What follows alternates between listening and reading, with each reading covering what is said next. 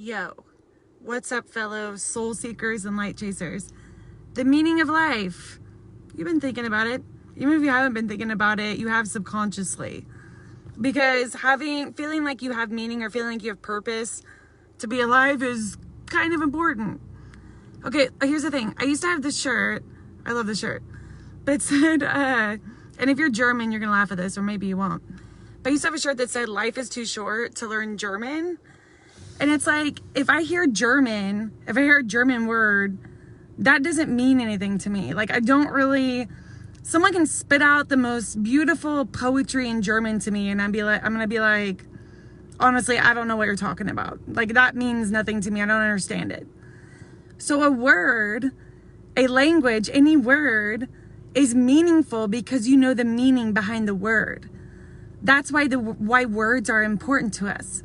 It's not that like all these letters that are scrumbled together to make up a word are useless, except for we know the meaning behind them when someone says them. A $5 bill is worthless, except for that $5 bill means something to that person. Like, that means it's worth $5. So your life, like, if you don't know what's the meaning behind your life, it's just like a jumbled up piece of something. Like, how can you want to be a part of this world if you don't think there's a reason for you to be a part of this world? Like, if you don't know your place, if you don't know your meaning, if you don't know your purpose. And everyone's looking for their meaning and purpose. And I just got done listening to that audiobook, The Man's Search for Meaning. And I'm actually listening to it again. It's only like a 4-hour audiobook, so why not listen to it again? Because I missed a bunch the first time. He's a little boring to listen to. But anyways, I like what he says about the meaning of life and purpose of life is that everyone's searching for this meaning, and that sounds singular, right? Purpose sounds singular. But the truth is, when it comes to life, like, our meaning and purpose is not singular. Our meaning and purpose is just as up and down, around, and flexible like water as life. So our purpose and meaning changes, and our purpose and meaning is whatever's right for us and those around us in that moment. Like, our meaning and our purpose for life depends on the situation and our surroundings. Like, it's always evolving. Like, there's not one purpose or one meaning. Like, I'm Courtney Runyon and I'm this. Like, I would hope I'm not just like this one thing. Like, we're these purposeful, multi-meaning creatures of life. But anyway, so it's like, if words only have meaning behind them because we give them meaning, if money only has meaning because we assign that meaning, like, our life only has meaning if we find meaning in it. And when we don't have meaning or purpose in our life, that's whenever we fall into despair. That's whenever we don't know why we're even alive and don't even want to be here, and we lose interest in life.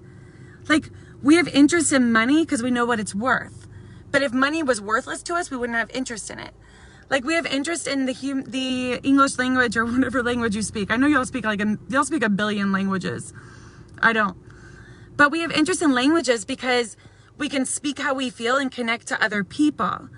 So we need to have interest in our life. And to have interest in our life, we need to know the meaning behind it.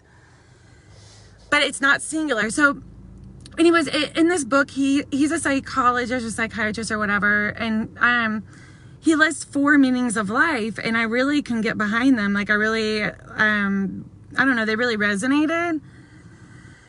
And the first is spirituality. Like, we feel connected to our life and feel like we have meaning and purpose for being here through spirituality, through God, through whatever religion or spirituality or whatever you connect to. And let me preface, these four meanings of life, you don't need to have all of them to have purpose. You almost even just need one of them to feel plugged in and present and connected to your life. Like, to feel like you want to be here in your own body and living this life. Like, you just need to have at least one of these. If you have all of them, then I don't know, maybe that's the secret to enlightenment. I don't know. But the first of the 4 is feeling connected to a higher power, to a greater intelligence, to your spirit, to, like, maybe you're here on earth Like your spirit came here to learn lessons, or God wanted you to be here, or you're here in your human life so that you can go to heaven or whatever. That's the first. Number two. Number two is love. And that can be you're a mom, you're a dad, you're a daughter, you're a son, you're a sibling, you're a spouse. Like you're connected in that deep, like knowing another person's soul, and like you needing to be here so that person can have a better life because you're in their life.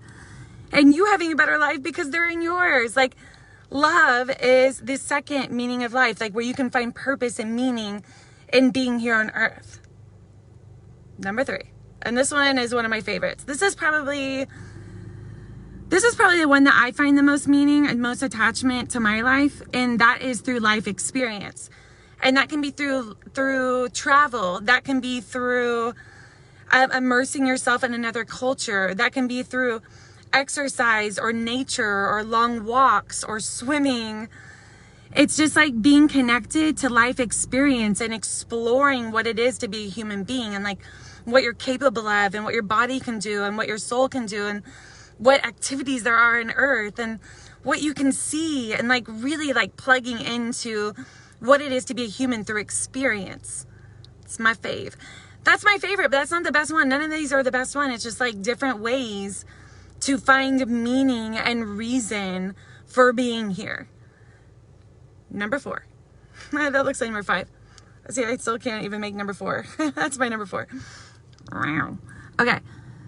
Number four, and this is the main one that I wanted to point out because people don't really relate to this one as being a meaning for life, but it's potent. All of these are potent. Like love is potent. Spirituality is super potent.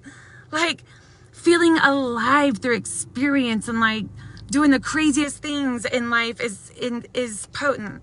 This one is also potent, number four. Number four is struggle.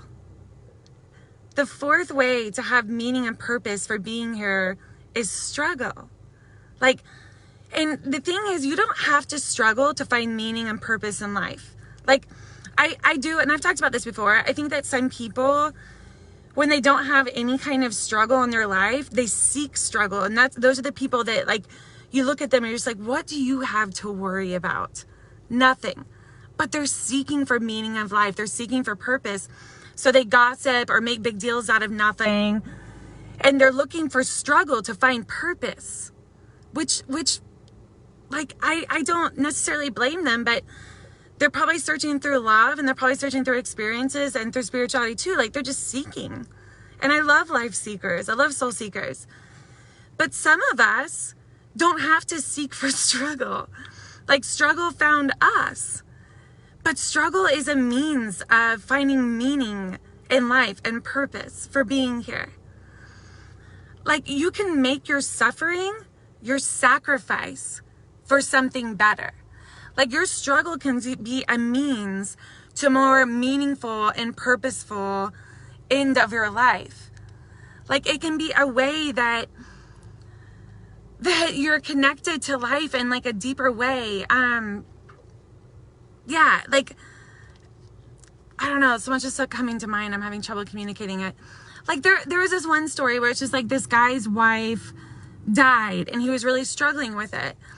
And the psychologist that wrote this book is just like, well, I know that you're really struggling. And I know that you're really struggling because you and her were really in love.